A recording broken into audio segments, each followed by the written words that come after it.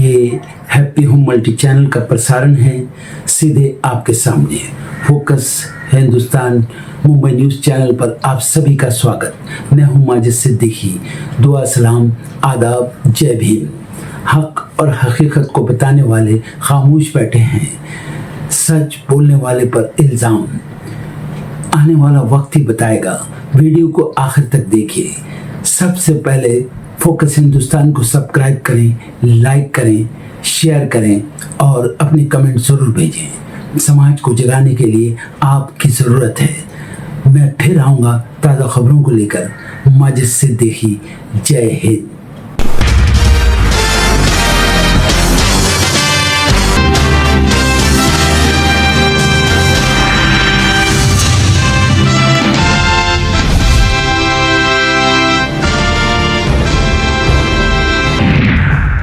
आज बंगाल के सीएम पद की शपथ लेंगे शुवेंदु अधिकारी। पीएम मोदी भी रहेंगे मौजूद। कोलकाता परेड ग्राउंड में 1 लाख लोग आएंगे। सुरक्षा में 4000 जवान। विजय की सरकार बनने पर अब भी पेंच। टीवीके को मिला 116 विधायकों का समर्थन। बहुमत के बेहद करीब पहुंची। आज होने वाली शपथ कैंसिल। तमिलनाडु में विधायक के साथ लोक भवन पहुंचे एआईएमएमके के प्रमुख दिनाकरन। विजय की पार्टी पर लगाया फर्जी समर्थन पत्र देने का आरोप। विजय के शपथ ग्रहण पर सस्पेंस। पुडुचेरी में सरकार गठन की प्रक्रिया तेज। एनआर कांग्रेस प्रमुख एन रंगास्वामी ने उपराज्यपाल के कैलाशनाथन से की मुलाकात। सरकार बनाने का दावा किया पेश। रिटायर्ड लेफ्टिनेंट जनरल एनएस राजा सुब्रमणी होंगे नए सीडीएस। देश के तीसरे chief of defence staff vice admiral Krishna Swaminathan अगली नौसेना प्रमुख। वेस्ट यूपी में कांग्रेस के किसान नौजवान बचाओ यात्रा का आज अगला पड़ाव। गाजियाबाद के बाद अलीगढ़ पहुंचेगा कांग्रेस का कारवां। किसानों और युवाओं को लेकर सरकार पर हमला बोलेगी पार्टी। केरल में अगले मुख्यमंत्री को लेकर कांग्रेस में मंथन तेज। सीएम की दौड़ में केसी वेणुगोपाल और वीडी सतीशन में कड़ा मुकाबला। कांग्रेस हाईकमान करेगा फैसला। पंजाब के मंत्री संजीव अरोड़ा पर ईडी का छापा। मंत्री से जुड़े कई ठिकानों पर एक साथ की गई छापेमारी। मंत्री के चंडीगढ़ आवास पर 20 गाड़ियों के साथ पहुंची टीम ने शुरू किया तलाशी अभियान। केंद्रीय मंत्री ज्योतिरादित्य सिंधिया के महाराष्ट्र दौरे का दूसरा दिन। आज पुणे में डॉक्टर डीवाई पाटिल विद्यापीठ के दीक्षांत समारोह में बतौर मुख्य अतिथि होंगे शामिल। सपा प्रमुख अखिलेश यादव का बीजेपी पर बड़ा हमला। सरकार को बताया महिला विरोधी। कहा भाजपा राज में महिलाओं को ना तो आरक्षण मिल सकता है ना संरक्षण। अमेरिका ईरान के बीच हॉर्मुज स्ट्रेट में फिर हुई झड़प। गोलीबारी की चपेट में आया भारतीय मालवाहक जहाज। एक भारतीय क्रू मेंबर की गई जान। रूस यूक्रेन के बीच 3 दिनों का युद्ध विराम। ट्रंप ने किया ऐलान। इसमें कैदियों की अदला बदली भी शामिल। 9 मई से 11 मई तक लागू होगा युद्ध विराम। आर्थिक संकट के बीच पाकिस्तान ने आईएमएफ से मांगी मदद। आईएमएफ देगा $1.2 बिलियन का लोन। बोर्ड ने दी मंजूरी।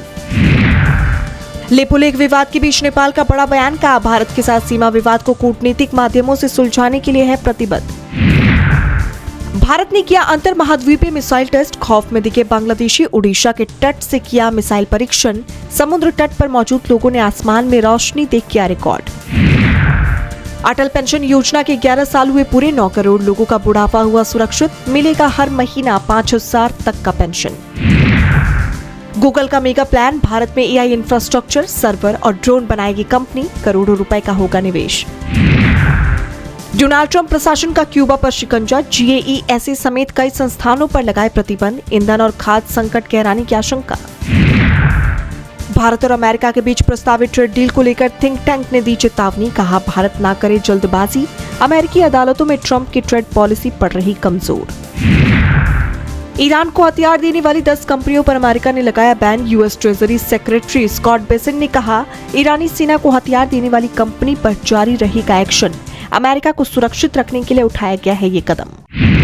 वीरों की धरती मेवाड़ के अमर योद्धा, स्वाभिमान और साहस के प्रतीक हिंदवी शेर महाराणा प्रताप जी की जयंती पर आप सभी को हार्दिक शुभकामनाएं। जिन्होंने मातृभूमि की रक्षा के लिए अपना सर्वस्व न्यौछावर कर दिया, ऐसे महान वीर की गाथा आज भी हर भारतीय के दिल में जोश भर देती है। आओ उनके आदर्शों, त्याग और देशभक्ति से प्रेरणा लेकर अपने जीवन में साहस और सम्मान का दीप जलाएं। महाराणा प्रताप जयंती की ढेरों शुभकामनाएं। जय मेवाड़, जय राजपूताना, जय हिंद।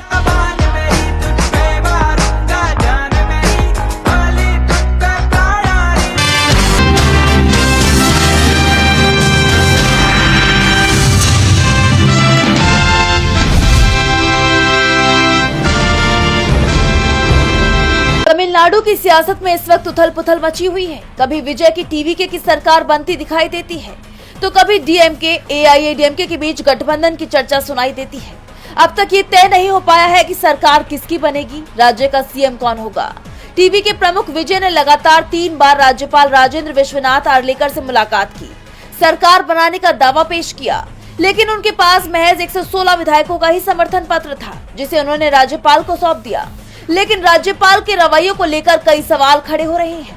कहा जा रहा है कि राज्यपाल आर्लेकर सरकार गठन की प्रक्रिया शुरू नहीं कर रही हैं। उनकी तरफ से अभी तक किसी भी दल को सरकार बनाने का न्योता नहीं दिया गया है। परंपरा के मुताबिक राज्यपाल सबसे बड़े दल या गठबंधन को सरकार बनाने के लिए न्योता देते हैं, लेकिन राज्यपाल की तरफ से ऐसा नहीं किया गया है। इससे पहले विजय ने 6 और 7 मई को भी सरकार बनाने का दावा पेश किया था, लेकिन तब राज्यपाल ने कहा था कि 118 विधायकों का समर्थन दिखाए बिना वो सरकार बनाने के लिए आमंत्रित नहीं कर सकते। जबकि सुप्रीम कोर्ट पहले ही ये साफ कर चुका है कि बहुमत का परीक्षण राजभवन में नहीं होगा, विधानसभा में होगा, जिसके बाद से राज्यपाल की तरफ से सरकार बनाने की प्रक्रिया में रुकावटें पैदा की जा रही हैं और राजभवन में बहुमत साबित करने को कहा जा रहा है। अब ये भी खबरें आ रही हैं कि ये मामला सुप्रीम कोर्ट पहुंच गया है। तमिलनाडु में सरकार गठन पर टीवीके ने सुप्रीम कोर्ट का दरवाजा खटखटाया है। याचिका में राज्यपाल को टीवीके को सरकार बनाने के लिए आमंत्रित करने का निर्देश देने की मांग की गई है। हालांकि अभी तक पार्टी की तरफ से इसे लेकर कोई बयान सामने नहीं आया है। अब देखना होगा कि कोर्ट इस मामले में क्या रुख अपनाता है।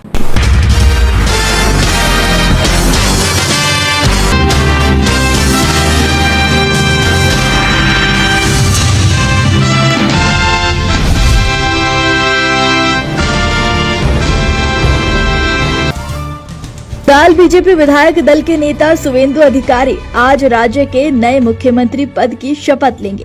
शपथ ग्रहण समारोह ब्रिगेड परेड ग्राउंड में होगा। इसमें प्रधानमंत्री नरेंद्र मोदी, भाजपा अध्यक्ष नितिन नवीन, गृह मंत्री अमित शाह और एनडीए शासित सभी राज्यों के मुख्यमंत्री मौजूद रहेंगे। इस दौरान अलग अलग राज्यों से तमाम नेता और लोक कलाकार भी पहुँच रहे हैं। बता दें कि पीएम मोदी भी कोलकाता पहुँच चुके हैं। भाजपा नेता शुवेंदु अधिकारी आज स्वतंत्रता के बाद से पश्चिम बंगाल के पहले भाजपा मुख्यमंत्री के रूप में शपथ लेंगे। शुवेंदु अधिकारी ने शपथ से पहले ही साफ कर दिया है कि अब बंगाल में मैं नहीं, हम सब मिलकर सरकार चलाएंगे। बता दें कि करीब 6 साल पहले बंगाल बीजेपी में शुवेंदु अधिकारी की एंट्री हुई थी। गृह मंत्री अमित शाह ने खुद उनका हाथ पकड़कर उन्हें बीजेपी में शामिल कराया था और 2026 में शुवेंदु बंगाल में बीजेपी का सबसे बड़ा चेहरा बन गए। शुवेंदु अधिकारी बंगाल में बीजेपी के जॉइंट किलर हैं, जिन्होंने 2 बार लगातार सिटिंग सीएम ममता बनर्जी को चुनावों में मात दी है।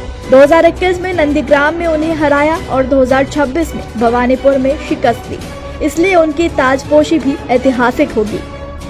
बंगाल में बीजेपी ने एक और बड़ा फैसला किया है कि बंगाल में कोई डिप्टी सीएम नहीं होगा। आज जो चेहरे शपथ लेंगे उनमें शुवेंदु अधिकारी मुख्यमंत्री, इसके अलावा दिलीप घोष, निशित प्रामाणिक, अग्निमित्रा पॉल, रुद्रा घोष, दीपक वर्मन, रत्ना देवनाथ और पूर्णिमा चक्रवर्ती को मंत्री पद की शपथ दिलाई जाएगी। बीजेपी ने कई राज्यों में पिछले कुछ वर्षों में चौंकाने वाले चेहरे सीएम पद के लिए दिए हैं, लेकिन खबरों की माने तो तमाम नामों के बीच शुवेंदु अधिकारी सबसे बड़ा चेहरा बने हुए हैं। तो वहीं बात शुवेंदु की संपत्ति की करें तो पोस्ट ग्रेजुएट डिग्री हासिल करने वाले अधिकारी ने विधानसभा चुनाव नॉमिनेशन के समय चुनाव आयोग को सौंपे गए हलफनामे में अपनी नेटवर्थ का खुलासा किया है और हलफनामे में दी गई जानकारी के मुताबिक शुवेंदु की कुल नेटवर्थ 85.87 लाख रुपए बताई गई है, जबकि उनके ऊपर किसी भी तरह का कोई कर्ज नहीं है। चुनाव से पहले शुवेंदु अधिकारी ने अपने पास 12,000 रुपए कैश और पीएनबी, एसआईबी और आईडीबीआई बैंक समेत अन्य बैंकों में उनके खातों में करीब 6 लाख रुपए जमा होने की जानकारी दी थी। बैंक डिपॉजिट के अलावा एनएसएस पोस्टल सेविंग में भी उन्होंने लाखों की रकम निवेश की है। उनके नाम पर खुले पोस्टल सेविंग अकाउंट में 60,000 रुपए, किसान विकास पत्र खाते में 2.60 लाख रुपए, एनएससी सर्टिफिकेट में करीब 5 लाख रुपए जमा किए गए हैं। इसके अलावा उन्होंने शेयर बॉन्ड्स में भी करीब 14,000 रुपए लगाए हैं। शुवेंदु अधिकारी ने एक नहीं बल्कि कई एलआईसी पॉलिसीज भी ली हुई है और सभी लाइफ इंश्योरेंस कॉर्पोरेशन की है। उनकी एक एलआईसी पॉलिसी में 6 लाख रुपए जमा है, जबकि अन्य 5 पॉलिसियों को मिलाकर कुल 7 लाख रुपए का निवेश किया गया है। इसके अलावा उनका कोई निवेश नहीं है, न ही उनके पास कोई कार या बाइक है। न ही शुवेंदु अधिकारी के पास किसी भी तरह के सोना चांदी के आभूषण हैं। शुवेंदु अधिकारी के पास अचल संपत्ति के तौर पर 9 लाख रुपए की कृषि भूमि है, जबकि 27 लाख रुपए के आसपास कीमत की नॉन एग्रीकल्चर लैंड प्लॉट दर्ज है। उनके नाम पर कोई कमर्शियल बिल्डिंग नहीं है, जबकि रेजिडेंशियल प्रॉपर्टी की बात करें तो शुवेंदु अधिकारी के नाम पर 3 घर और फ्लैट है। इनकी कीमत चुनावी हलफनामे में 24.75 लाख रुपए बताई गई है। शुवेंदु जब मंच पर खड़े होकर सीएम पद की शपथ ले रहे होंगे तो करीब 20 राज्यों के मुख्यमंत्री भी इस पल के गवाह बनेंगे। बीजेपी और एनडीए शासित सभी राज्यों के मुख्यमंत्री वहां पर मौजूद होंगे। दूसरे देशों से भी मेहमान शुवेंदु के शपथ ग्रहण में शामिल होने के लिए कोलकाता पहुंच रहे हैं। बीजेपी ने इस शपथ ग्रहण के लिए 9 मई गुरुदेव रविंद्रनाथ टैगोर की जयंती का दिन चुना है। बता दें कि बंगाल में बीजेपी ने ममता बनर्जी की टीएमसी को 207 सीटें जीतकर हरा दिया है। टीएमसी को सिर्फ 80 सीटें ही मिल सकी हैं। जानकारी के मुताबिक दिल्ली की मुख्यमंत्री रेखा गुप्ता भी पश्चिम बंगाल में भाजपा सरकार के शपथ ग्रहण समारोह के लिए कोलकाता पहुंच चुकी है।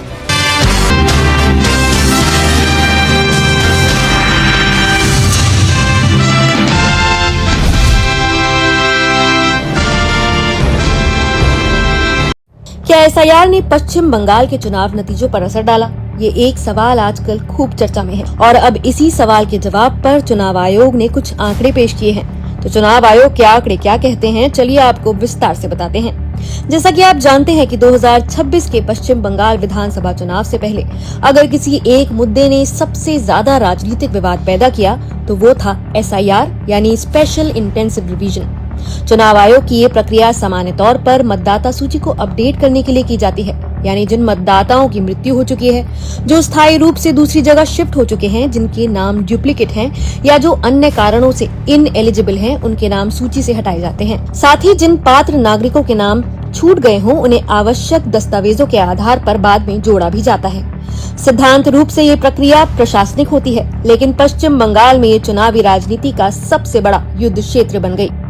तृणमूल कांग्रेस यानी टीएमसी, कांग्रेस और कई विपक्षी दलों ने आरोप लगाया कि एसआईआर केवल तकनीकी संशोधन नहीं बल्कि राजनीतिक रूप से प्रेरित अभ्यास है। खासकर मालदा, मुर्शिदाबाद, उत्तर दिनाजपुर और सीमावर्ती क्षेत्रों में टीएमसी ने दावा किया कि बड़ी संख्या में गरीब, मुस्लिम, प्रवासी और आर्थिक रूप से कमजोर मतदाताओं के नाम जानबूझकर हटाए जा रहे हैं।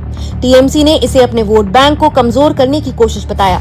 इसके साथ ही पार्टी ने दूसरा बड़ा आरोप भी लगाया कि बीजेपी उत्तर प्रदेश और बिहार से कथित तौर पर बाहरी या फिर फर्जी वोटरों को पश्चिम बंगाल की मतदाता सूची में जोड़ रही है।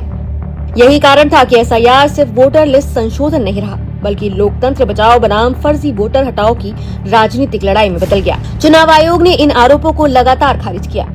आयोग का कहना था कि ये प्रक्रिया पूरी तरह नियम आधारित है और जिन लोगों के नाम हटाए गए हैं वो अपने दस्तावेज देकर नामांकन की अंतिम तारीख तक नाम बहाल करा सकते हैं। आयोग का तर्क था कि ये डिलीशन अंतिम राजनीतिक निष्कासन नहीं बल्कि सत्यापन प्रक्रिया का एक हिस्सा है। अब चुनाव खत्म होने के बाद जो डेटा सामने आया है उसने बहस को और भी दिलचस्प बना दिया है। इलेक्शन कमीशन के टेबल 9 के अनुसार एसआईआर के दौरान जिन 5 विधानसभा सीटों पर सबसे ज्यादा इनएलिजिबल इलेक्टर्स हटाए गए वो थी सूजापुर, जहां पर 1,50,410 वोटर्स को हटाया गया।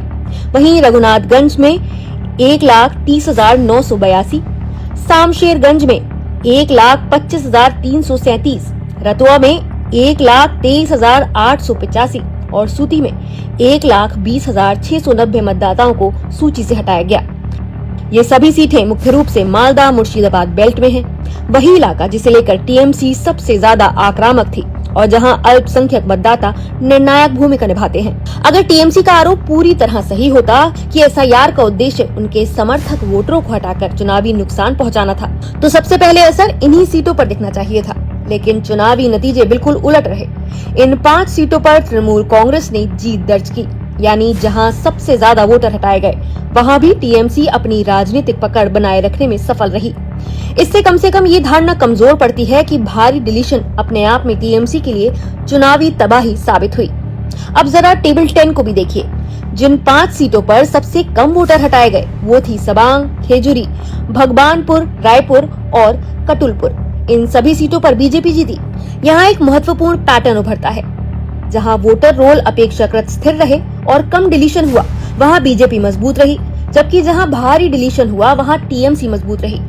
यानी केवल डिलीशन से बीजेपी का फायदा हुआ, ये निष्कर्ष डेटा से साबित नहीं होता। अब एक और बड़ा सवाल, क्या यूपी बिहार से फर्जी वोटर जोड़े गए? ये टीएमसी का दूसरा सबसे बड़ा आरोप था। लेकिन चुनाव आयोग के टेबल 11 के आंकड़े इस दावे को भी जटिल बनाते हैं। 28 फरवरी 2026 को एसआईआर फाइनल लिस्ट जारी होने के बाद नामांकन की अंतिम तारीख तक जिन 5 सीटों पर सबसे ज्यादा नए वोटर जुड़े वो थी सूजापुर, जहां पर 1,14,766, रानीनगर जहां पर 75,896, हरीशचंद्रपुर जहां पर 74,254, चांचल जहां पर 72,601 और रतुआ जहां पर 71,471 वोटर जोड़े गए। इनमें से 4 सीटें टीएमसी ने जीती और 1 कांग्रेस ने। यानी जिन सीटों पर सबसे ज्यादा नए वोटर जुड़े वहां बीजेपी को लाभ नहीं मिला, बल्कि इंडिया अलायंस को मिला। अगर वास्तव में बड़े पैमाने पर बाहरी राज्यों से फर्जी वोटर जोड़कर बीजेपी को चुनावी फायदा पहुंचाना लक्ष्य होता तो सबसे ज्यादा वोटर एडिशन वाली सीटों पर बीजेपी की बढ़त दिखनी चाहिए थी, लेकिन डेटा ऐसा नहीं दिखाता। टेबल 12 बताता है कि जिन सीटों पर सबसे कम नए वोटर जुड़े, जैसे कि कृष्णनगर दक्षिण जहां पर 673, गोसाबा जहां पर 785, कृष्णनगर उत्तर जहां पर 860 और रायपुर जहां पर 915 वोटर्स जुड़े, इनमें अधिकांश सीटें बीजेपी ने जीती। इससे ये धारणा और कमजोर होती है कि बड़े पैमाने पर वोटर जोड़ना स्वतः बीजेपी की रणनीतिक बढ़त थी। अब 27 लाख एडजुडिकेशन केसेस का क्या? तो विपक्ष ने ये भी तर्क दिया है कि करीब 27 लाख वोटर एडजुडिकेशन यानी लंबित सत्यापन में फंसे रहे और अगर ये सभी नाम पूरी तरह बहाल हो जाते तो चुनाव परिणाम बदल सकते थे। लेकिन सीट दर सीट गणना के अनुसार अगर काल्पनिक रूप से इन सभी 27 लाख मतदाताओं को वापस जोड़ दिया जाए और ये भी मान लिया जाए कि हर एक वोट टीएमसी को जाता, तब भी बीजेपी लगभग 181 सीटों पर बढ़त बनाए रखती, जो बहुमत के आंकड़े 148 से काफी ऊपर है। यह आंकड़ा विपक्षी नैरेटिव को पूरी तरह खत्म नहीं करता, लेकिन ये जरूर दिखाता है कि केवल एडजुडिकेशन आधारित गणना से सरकार बदलना आसान निष्कर्ष नहीं है। अब ये भी देख लेते हैं कि मतदान प्रतिशत क्या कहता है। तो अगर व्यापक स्तर पर असली मतदाता मतदान से वंचित हुए होते तो मतदान प्रतिशत में भारी गिरावट दिखनी चाहिए थी, लेकिन कई सीटों पर मतदान असाधारण रूप से ऊंचा रहा।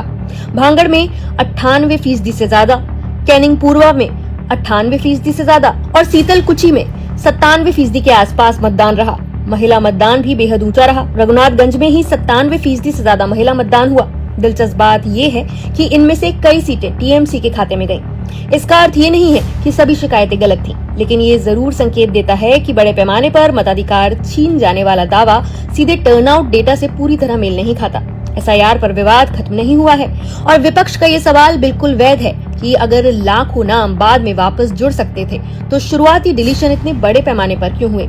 लेकिन उपलब्ध चुनाव डेटा ये भी दिखाता है कि सबसे ज्यादा डिलीशन वाली सीटें टीएमसी ने जीती, सबसे ज्यादा वोटर एडिशन वाली सीटें भी टीएमसी या फिर कांग्रेस ने जीती, सबसे कम डिलीशन और कम एडिशन वाली सीटें बीजेपी के पक्ष में रहीं। भारी टर्नआउट ने व्यापक डिसएनफ्रेंचाइजमेंट के दावे को पूरी तरह पुष्ट नहीं किया।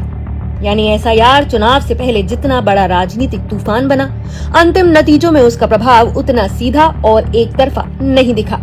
सरल शब्दों में कहें तो एसआईआर ने बहस जरूर बदली, राजनीति जरूर गरमाई, लेकिन उपलब्ध आंकड़ों के आधार पर यह कहना कठिन है कि केवल एसआईआर ने पश्चिम बंगाल चुनाव के नतीजे तय कर दिए। ये चुनाव सिर्फ वोटर लिस्ट का नहीं था, ये संगठन, ध्रुवीकरण, स्थानीय समीकरण, राजनीतिक नैरेटिव और जमीनी मोबिलाइजेशन सबका संयुक्त परिणाम था। फिलहाल आपकी इस पूरे मुद्दे पर क्या राय है, हमें कमेंट करके जरूर बताएं।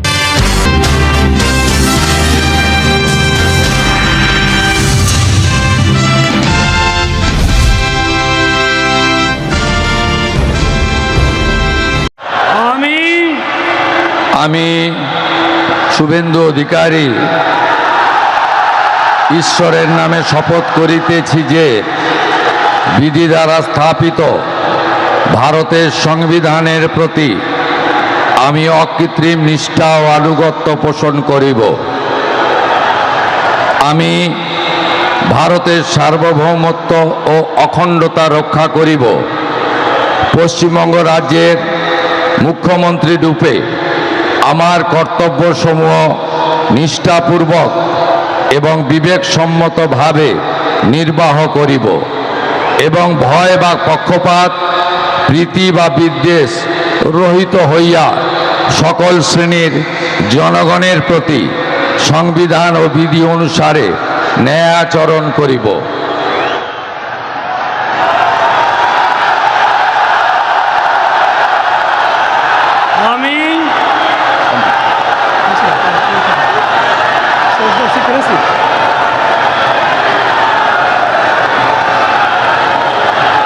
আমি শুভেন্দু অধিকারী ঈশ্বরের নামে শপথ করিতেছি যে পশ্চিমবঙ্গ রাজ্যের মুখ্যমন্ত্রী রূপে যে কোনো বিষয় যাহা আমার বিবেচনার জন্য আনিত হইবে বা আমি জ্ঞাত হইব, তাহা মুখ্যমন্ত্রী রূপে আমার কর্তব্যসমূহের যথাযথ নির্বাহের জন্য যেরূপ আবশ্যক হইতে পারে তদ্গতিকে আমি প্রত্যক্ষ বা পরোক্ষভাবে কোনো ব্যক্তি বা ব্যক্তিগণের নিকট জ্ঞাপন করিব না বা প্রকাশ করিব না।